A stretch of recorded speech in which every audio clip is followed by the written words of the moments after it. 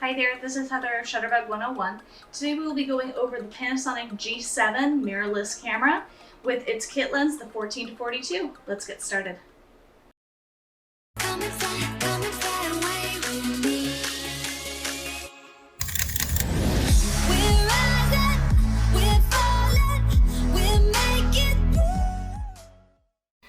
The Panasonic G7 is a mirrorless camera with a micro four thirds 16 megapixel sensor that is geared more toward photography but has excellent beginner video features.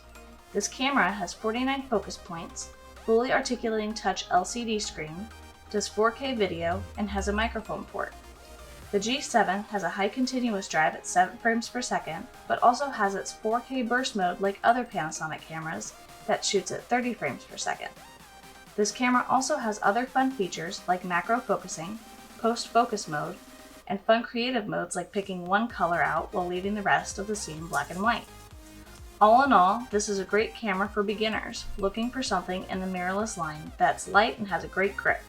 Today we will be going over the buttons, doors, and menus. Okay, so going over the G7 today. So as you can see on the front of the camera, very simple. The only button we have is going to be to remove the lens. So when you do remove the lens, you do just hold this button down, turn this camera over in this direction, and you take it on off. To put the lens back on the camera, you want to line up the red dot with the red dot here on the camera and snap it back on. Pretty easy. When it comes to the sides of the camera here, we have a little door here. Come on, focus. There we go. We have a little door here that if we open that up, we're going to see some ports. So as you can see, we have our remote control port. We have our HDMI port, which we can connect directly to a television if we wanted to show pictures that we've taken from a vacation or event on a television set. And then of course you have your charging cable here, which you can charge the battery inside the camera, or you can transfer pictures or upgrade firmware, whatever that may be. On the other side here, you can see that we only have one little door, and that's going to be our little mic door. So if you were doing video and you had a mic, that's where you're going to attach it. It's actually on that side. Okay. Going to the bottom of the camera, as you can see here. So bottom of the camera, you have your universal tripod mount, and then you have your door for battery and cards. You just push this lever here to pop out the battery. You just hit this little lever here and it pops right on out. And of course you have the memory card here, which it is spring loaded, so in order to take it out, you have to push it down. Then of course going over the top of the camera. Okay, so this is where all the fun starts to happen here. So this dial here is going to be considered your drive dial. So single square is going to be when you click and hold this button down. It's going to take one picture. Multiple squares is going to be where it takes the 7 frames per second when you hold that button down. The 4K with multiple frames is actually going to be that 4K burst mode, which is going to be 30 frames per second consolidated in a video file, which at that point you would then have to pick one of the files and save.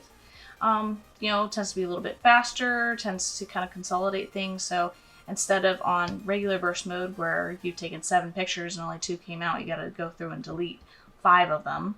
On the 4K burst mode, all you have to do is pick 1 or 2 to save and delete the video file itself. So, it's all up to you which one you want to do.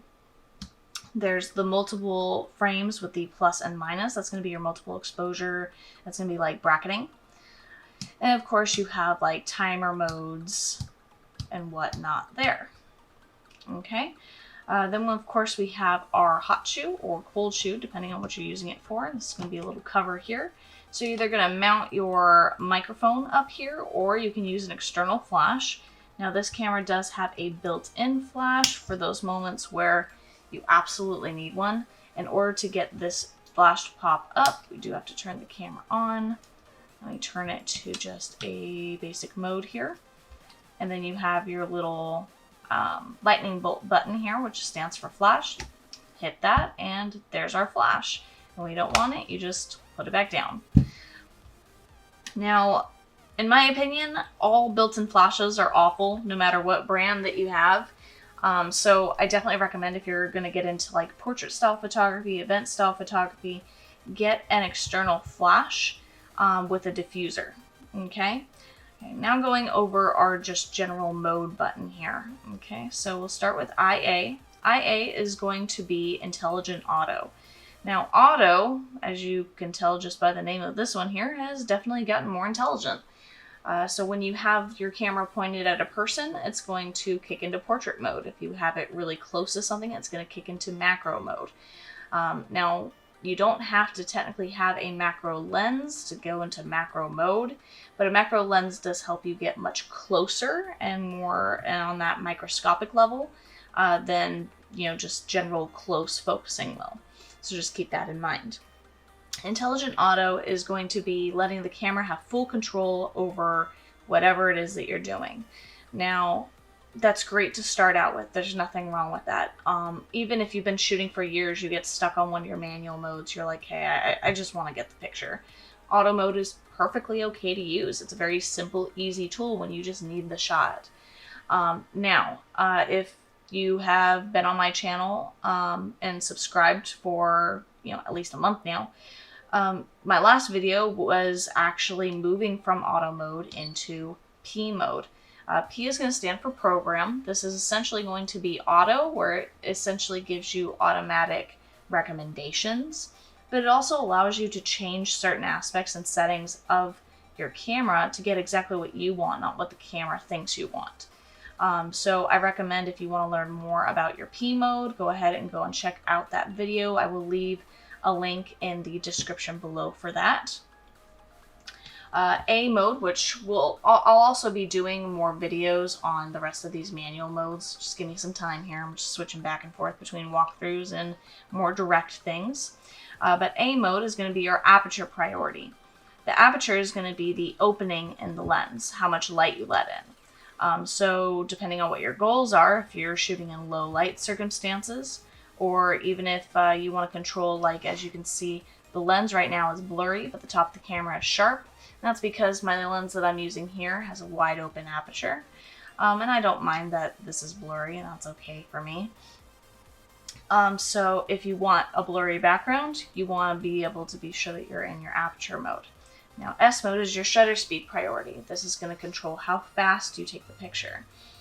This is if you wanted to freeze motion or show motion in your image. So it really just depends on what your goals are for your image. M, of course, is going to be full manual mode. I don't expect anybody to just jump into this. And if anyone's told you you're not a real photographer unless you shoot on manual mode, it's completely false. The way that I feel that manual mode should be used if you're not shooting in a studio is if you've taken your picture on one of these manual modes here and you want to push it here and there through different settings, you can take your settings that you've landed on these other manual modes, plug them into manual mode, and kind of play with it here and there to kind of push your limits to see how you can make it your own photo.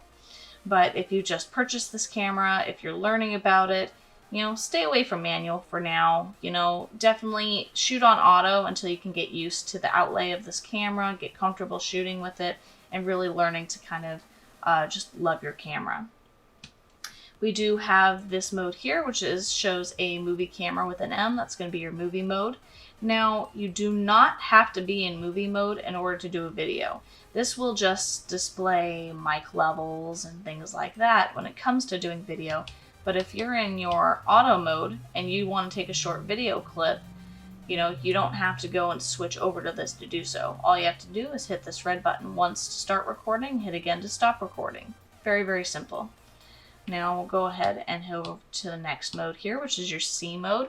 That's going to be your custom mode. So if, say, you were shooting in a studio setting, or maybe you make jewelry for Etsy, I don't know, and you have the same setup with the same lighting every time, and you found the perfect settings that it just comes out perfectly.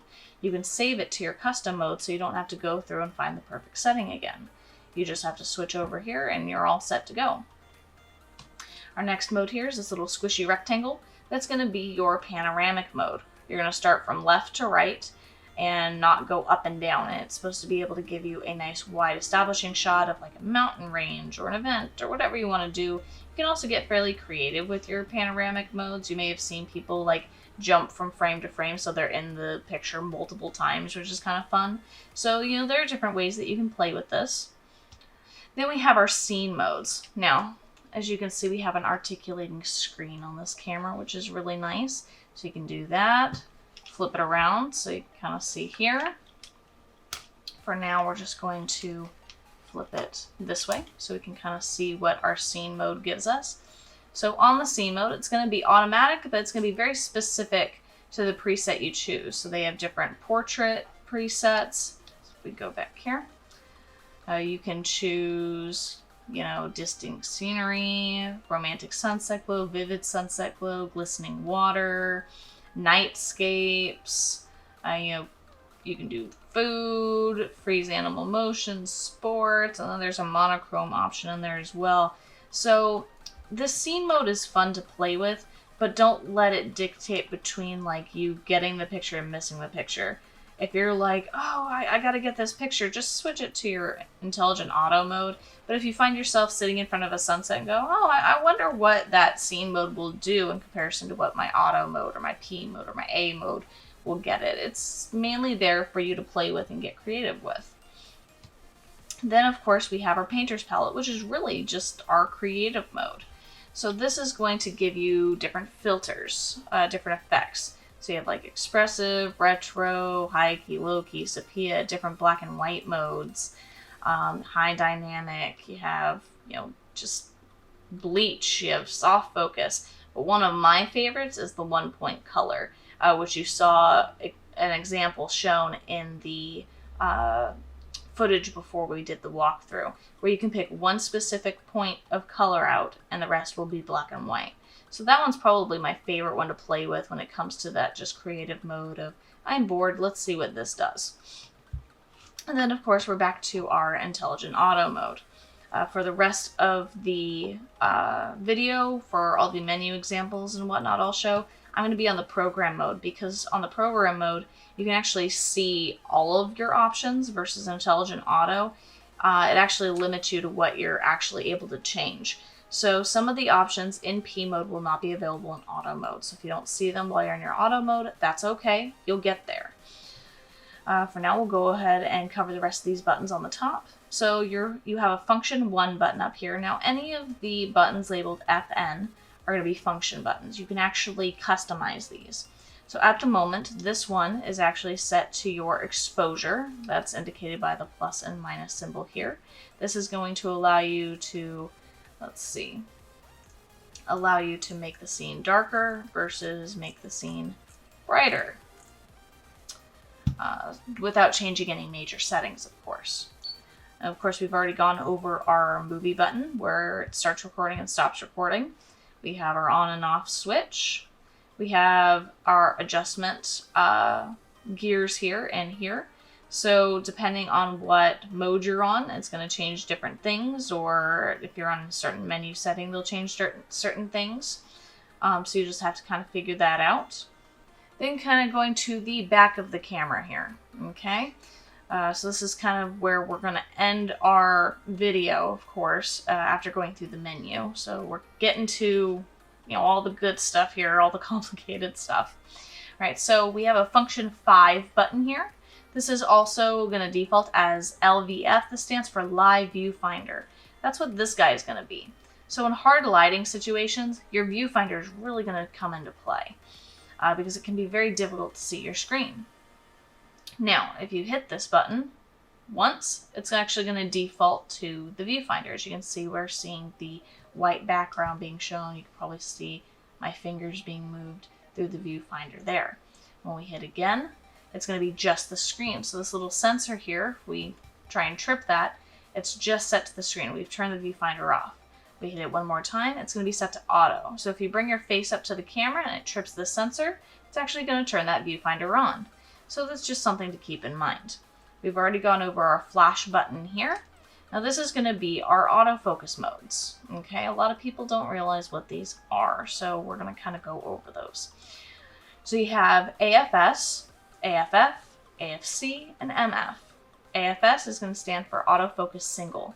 That's going to allow the camera to focus on one thing and lock in focus so it doesn't move. AFC is going to be autofocus continuous. That's going to continually focus on things as it moves. AFF, which is as part of the same option as the AFS mode, which you do have to change in your quick menu, which we'll go over here soon, is going to be essentially autofocus. It's going to be autofocus flexible, which lets the camera determine if it's either AFS or AFC. It kind of bounces between the two, determining if it detects movement or if it's still. Then of course you have your MF, which is manual focus. Okay, you're having full control, and you would control your focus with this front ring here. Now some lenses offer the option where it has a switch on the side to switch it from autofocus to manual focus.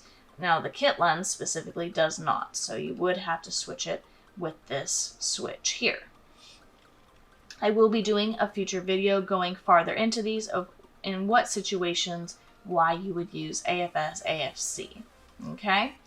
And of course here we have our autofocus and auto exposure lock button here, which will just essentially, once you focus in on something with your shutter button, by pushing halfway down to focus, come on, focus, there we go, and pushing all the way down to take a picture, you can actually lock in focus by holding this button at the same time, or lock in exposure, which is just your lighting. Next, function 2. The function 2 button is going to naturally be our quick menu. So if we hit this button, it's actually going to let us change all aspects off the top and bottom of the camera. So the first option here is going to be kind of more filters in a way of how it's handling the color. You can do standard, which is what the camera is just generally seeing. Vivid color, natural color, monochrome. I personally wouldn't recommend playing too much with these and getting too sucked in. Standard does just great for general. Then we have our flash options. If you want it to be red eye flash, if you want it to be forced flash on when you do have it popped up. Currently right now, as you can see, the flash is crossed out because the flash is not popped up right now, so there is no flash. Then you have your movie modes, so depending on what style of movie you wanted to shoot in. Then we have our photo quality. So if you want, when it comes to your JPEGs, so the little blocks is going to be just JPEGs, then you have RAW. If you have it set to JPEG, always keep it in the largest format JPEG. Always. Just because in medium and small it saves room in your card, I wouldn't do it because then you don't have as much ability to print to larger sizes later. You'll be limited to like a 4x6, and it's just not worth it if you do want to print it larger. Of course, here is where you switch that AFS, AFF option here. You have your focus areas. You have the 49 point area, which is the entire screen. It's kind of considering all points across. You can also consider custom multi, so kind of certain areas. One area, which is just one specific block area, and then a specific pinpoint. So if you want to pinpoint an eyelash on someone's eye, you could do it. Then you have tracking, which is going to, this is touch screen, so you can hit the screen where you want it to track, and as long as it's in the frame, it's going to track where that moves. And then you have face and eye detection, which is if someone is in the frame, it's actually going to put a square over their face and go, I'm going to focus right in on them. So depending on what you're shooting, you may change your focus areas. Going to our next one here, metering modes. Metering modes is where it's going to take the light from. So if we go up, the first option here is where it's going to be considering taking the light from all around the frame. The next one is center weighted, so it's whatever is in the center, which is kind of what I'm on right now with my camera recording this. It's focused on whatever's in the center, which of course is the camera. And then of course there's spot, so that's, you can take it from one area and kind of recompose your shot and keep that lighting for, your repurposed area. So depending on what you're shooting, I would personally keep it center weighted because most of the stuff you're going to be shooting is in the center. Unless you want to recompose your shots, then I would do like spot. Okay. Then you have your exposure mode again, which again we went through on top here with your function 1 button as a shortcut. You have your ISO, which is image sensitivity. And then you have your white balance, which I personally would keep in just auto white balance. I wouldn't play with this too much because what that does is it controls the temperature. So it'll either make your picture orange or blue in certain circumstances. So if you accidentally forget to change it back to auto white balance in a situation where you are playing with it, you might get smurfs in your photo. So just to be aware of that. And then of course you have your exit button. Going over the rest of the buttons here, the green triangle button and the square, that's going to be your playback. So if we had any pictures on here, which I don't at the moment, then that's how we're going to be able to flip through our pictures. The display button is going to change how we see the screen here. So the more we hit that, the more that changes. We have a level on here. This is just information, no picture, and then it's just black. So I personally like this one the best, even though it has some stuff up at the top, mainly because it shows the battery level, and then it'll actually tell you how many pictures you have left. So on this specific card, I have 901 pictures left to take on this card. Then, of course, we have some buttons right here on our directional pad. These are also shortcuts when it comes to our shooting mode. So if we push up, that's going to control ISO. You can also set a limit. You can also set a limit, as you can see here. So if I do that, I would recommend setting a limit to like either 16 or 3200. I'm going to set mine to 16. And then at that point, if you just keep your ISO on auto, it's not going to reach super high numbers, and you'll have to just worry about your aperture or shutter speed accordingly while you're learning this. If we push to the left here, that's going to be our shortcut to our focus modes, which we've gone over. If we push to the right, that's going to be our white balance. Again, I would keep it on auto white balance. And then if you push down on function 3, which again is programmable right now, it's tied into silent mode. Which, in situations where, say, you're at a wedding or at an event where you want to be respectful, you want to be nice and quiet, maybe you're taking pictures of an animal or a deer and you don't want to make any noise. Silent mode can help with that, but it does turn off quite a few of the fast features like your 4K shooting mode and whatnot. Actually, so function 4 button, you can also program here. And then if you want to throw away pictures, delete pictures on your playback mode, that's actually how you'll do that because that's right next to the trash can. And then we have our menu, which we're going to go into right now. So the thing is that when you have your quick menu setting here on your function 2 button, this should give you all of the settings that you're going to quite frequently change. So you really should never have to dive into the menu, at least very often. So I wouldn't worry too much about what the menu has, because a lot of this is going to be repeats off of everything laid out on the outside of the camera. So we have that photo style, filter settings, aspect ratio, the picture size and quality, like that JPEG and RAW we went over, AFS versus AFF, which is what, the option that we have up here. Oops. Metering modes, where it's taking the light from, we've kind of gone over that. Your burst rate, your 4K photo, let's see, bracketing, self-timer, time-lapse, all of that is going to be on your drive dial up here. I would keep the eye dynamic, eye resolution, all of that, I would keep that off. Post-focus, what I also went through in the walkthrough video. If you turn post-focus mode on, that allows you, if you're like a close-up shooter, to take your picture and choose your focus point at a later date. Or, right then and there. It's up to you.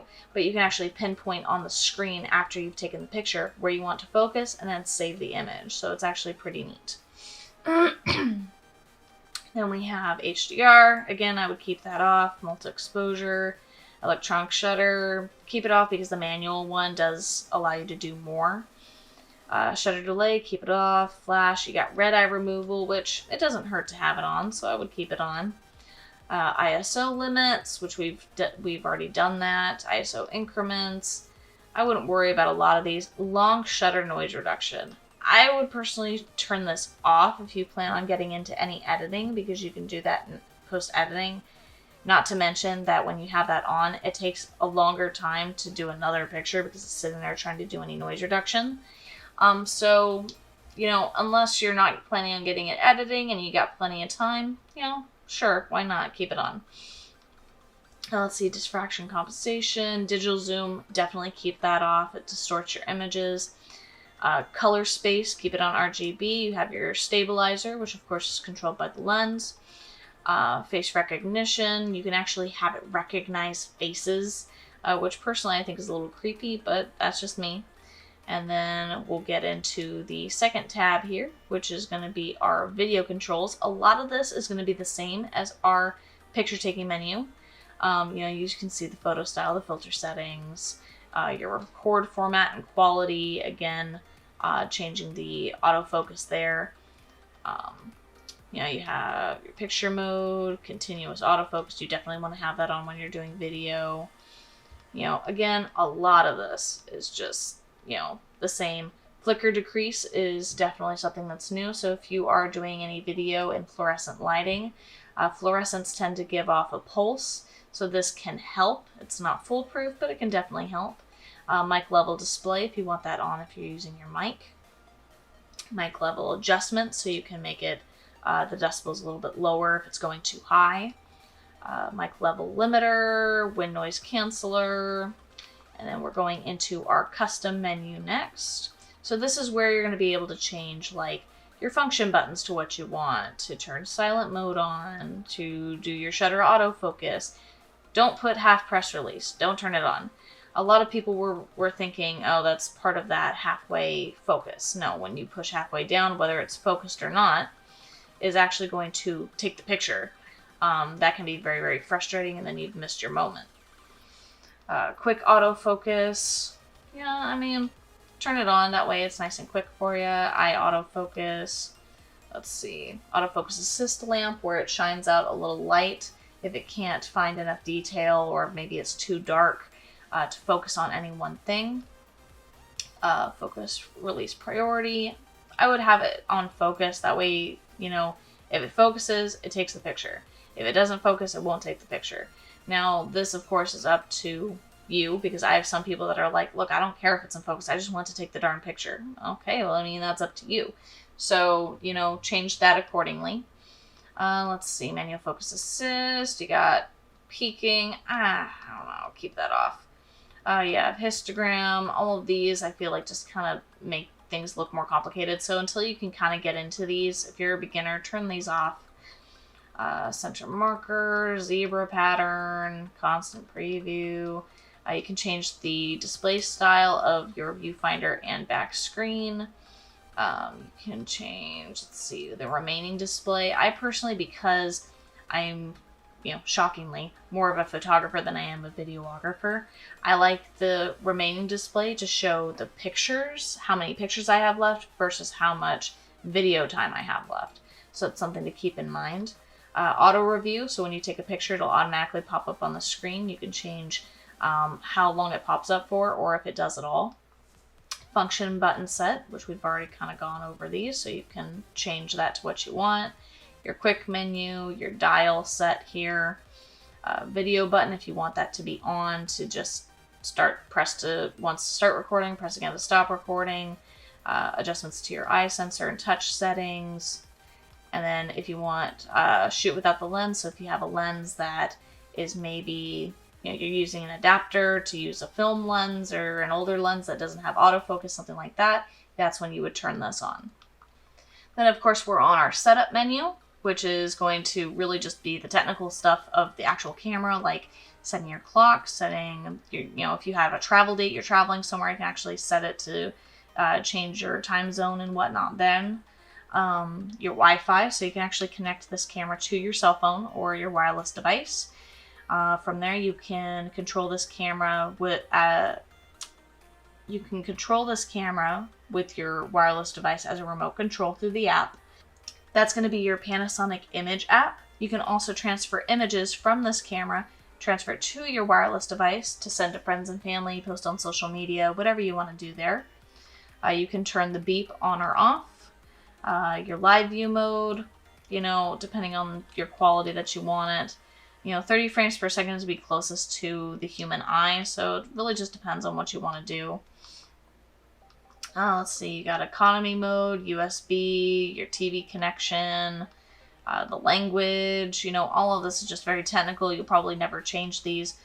Your reset button can be very helpful though. So if you do find that when you're playing with your camera, you've changed something, you have no idea what you did, but your camera's acting funny, go into your menu, go to your setup menu, and click reset, and just reset everything to how you purchased it. That way you kind of get it fixed. Let's see, you got sensor cleaning, which just kind of wiggles the sensor a little bit to see if it can knock dust off. Do not ever clean the sensor yourself unless you are very experienced, because it's like doing open heart surgery. It can be very dangerous for your camera. Demo mode, no sense on keeping that. It's for in-store. Now, format. Format is something I like to go over in all my videos because I find that a lot of people don't know what format does. Now, say you go on a trip, you've shot pictures at an event, and you've backed up your photos to your computer, to an external hard drive, to, you know, whatever you need to do to back up your images. You've made sure your pictures are on that other source. And you want to start over by cleaning out the memory card to, you know, start all over again. So instead of going into the camera or even on your computer and just deleting, you know, like with this trash can, just going through and just delete all, whatever. When you delete an image off a memory card, you may not see it, but there's still data from those images there. And it can take up room in this like invisible recycling bin that they're in. And the more that you delete, and the more that recycling bin fills up, the more problems can happen. So it can corrupt future images. It can stop taking pictures completely. It won't let you access the card anymore. And just for the safety of your future images, what you want to do is, after you've backed up a lot of pictures to your computer, you know, every month or so, you want to go into your menu, you want to go to format. Now what formatting does is what I'll show you. Once you hit format, it's going to let you know it's deleting all data from the memory card. It's permanently deleting everything. Okay, so it's going to be like new. So when you go yes, it goes please wait, and it cleans it all out and you're all set. You know, so just keep that in mind for when you do need to clear out your card and start over. Right, and then of course our last menu here is our playback menu. So this, you can do a slideshow. So if you do plug your camera in through the HDMI port, you can do a slideshow right from the camera and show people pictures of the event that you did or your trip. You can do location logging. Now, something to keep in mind, most of the Panasonic cameras don't have GPS ability anymore. They're a huge battery drainer. So what you can do instead is you can do location logging. This is accessed through the connection on your cell phone. Now, if you're going and you're taking pictures in the middle of the ocean, and then you land, I don't know, somewhere like, I don't know, France. I just thought of the first place that came to my head. You're sitting at a cafe and you're like, oh, let me do that location logging thing. Well, if you're in the middle of it, when you were in the middle of the ocean, you know, it's not going to log for the location out there. It's going to log for where you're currently at. So your pictures in the middle of the ocean are going to be tagged in France. So something to keep in mind there. So if you want to log the location on it, you have to do it immediately after you take the picture, which, yeah, it's kind of a pain in the butt, but, you know, you also save a lot of battery life by not having GPS. You have raw processing. You know, you can do like clear retouching and stuff like that in the camera. I wouldn't. If you're going to do any editing, do it on an editing program. You can do a text stamp. You can do time-lapse video, stop motion video, resize, crop, rotate, blah, blah, blah, blah, blah. Just do all of that in editing on your computer. You know, you can do picture sorting. You can do it, you know, control your delete confirmation. You know, it's all just very basic stuff. The thing about Panasonic is I find that they probably have one of the most intuitive menus to actually go by. There's not a lot of nonsense to go through. There's just a lot of repetition. The thing is like I said, about this quick menu is it has everything you're going to need to change right away. You're really not going to have to go into your menu option or menu often. So just something to keep in mind. And also, say you get stuck in your menu here and you're like, okay, how do I get out of this? Your shutter button is going to be your universal exit button. So if you just push that halfway down, it gets you right back into shooting mode.